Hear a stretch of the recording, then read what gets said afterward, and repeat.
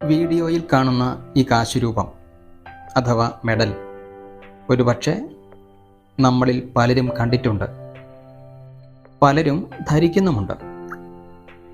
ലോകത്ത് ദശലക്ഷക്കണക്കിന് വിശ്വാസികൾ, മരിയ ഭക്തർ ഈ കാശുരൂപം ധരിക്കുകയും പരിശുദ്ധ അമ്മയോട് മധ്യസ്ഥ അപേക്ഷിച്ച് പ്രാർത്ഥിക്കുകയും ചെയ്യുന്നു.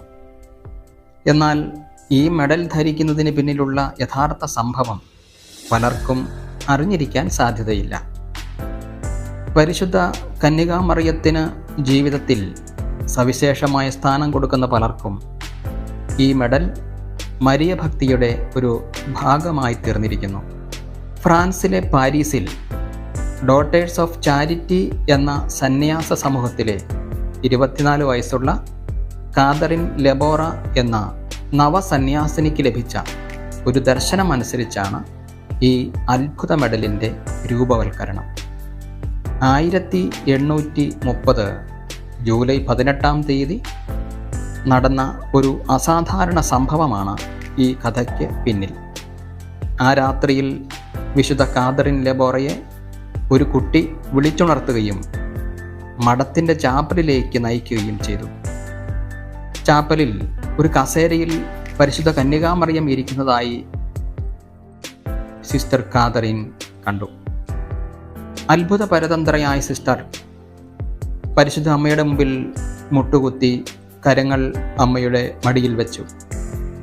പിന്നീട് അവർ തമ്മിൽ സംസാരിക്കുവാൻ തുടങ്ങി. ആ സംഭാഷണം മണിക്കൂറുകളോളം നീണ്ടു. സംസാരത്തിനിടയിൽ മറിയം വിശുദ്ധ കാതറിനോട് താൻ തിരികെ വരുമെന്നും ഒരു പുതിയ ദൗത്യം അവളെ ഏൽപ്പിക്കുമെന്ന് വാഗ്ദാനം ചെയ്തുകൊണ്ട് അവിടെ നിന്ന് മറഞ്ഞു. ആ കുട്ടി തന്നെ വിശുദ്ധ സിസ്റ്റർ കാതറിൻ ലെബോറയെ കിടക്കയിലേക്ക് തിരികെ കൊണ്ടുപോയി. നവംബർ 27 വൈകുന്നേരത്തെ ധ്യാനത്തിനിടയിൽ പരിശുദ്ധ മറിയത്തിൻ്റെ ദർശനം വീണ്ടും അവൾക്കുണ്ടായി. ഈ മെഡലിൽ ചിത്രീകരിച്ചിരിക്കുന്നത് പോലെ ഒരു ഗ്ലോബിൻ്റെ മുകളിലാണ് പരിശുദ്ധ മറിയം പ്രത്യക്ഷപ്പെട്ടത്. പരിശുദ്ധ മറിയം വിശുദ്ധ കാതറിൻ ലെബോറയോട് പറഞ്ഞു, ഞാൻ കാണിച്ചു തരുന്ന മാതൃകയിൽ ഒരു മെഡൽ നിർമ്മിക്കുകയും അത് പ്രചരിപ്പിക്കുകയും ചെയ്യുക.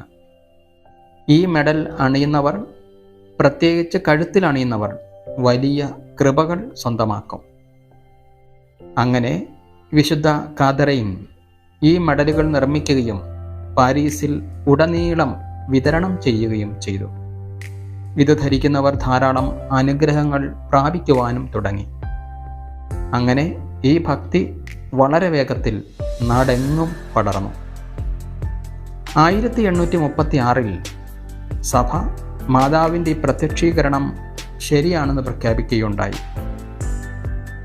1854 സഭ ഔദ്യോഗികമായി പരിശുദ്ധ കന്യകാമറിയത്തിൻ്റെ അമലോത്ഭവം വിശ്വാസ സത്യമായി പ്രഖ്യാപിച്ച അന്നു മുതൽ ഈ അത്ഭുത മെഡൽ ലോകമെങ്ങും പ്രാധാന്യമുള്ളതായി തീർന്നു.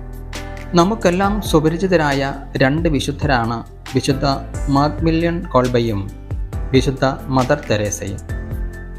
ഇവർ 2 പേരും ഈ മെഡൽ ധരിച്ചിരുന്നവരാണ്. വിശുദ്ധ കോൾബയുടെ അഭിപ്രായത്തിൽ തിന്മയ്ക്കെതിരെയുള്ള സിൽവർ ബുള്ളറ്റ് ആയിരുന്നു ഈ മെഡൽ. വിശുദ്ധ മദർ തെരേസ ഈ മെഡലിനെ ഉപവിയുടെ മെഡൽ എന്നാണ് വിളിച്ചിരുന്നത്. ഈ അത്ഭുത മെഡൽ നമുക്കും ധരിക്കാം. പരിശുദ്ധ അമ്മ വാഗ്ദാനം ചെയ്ത വലിയ കൃപകൾ സ്വന്തമാക്കാം. പരിശുദ്ധ മറിയം വഴി യേശുവിലേക്ക് അത്ഭുതകരമായി വളരുവാൻ ഈ കാശുരൂപം, ഈ മെഡൽ നമ്മെ സഹായിക്കട്ടെ.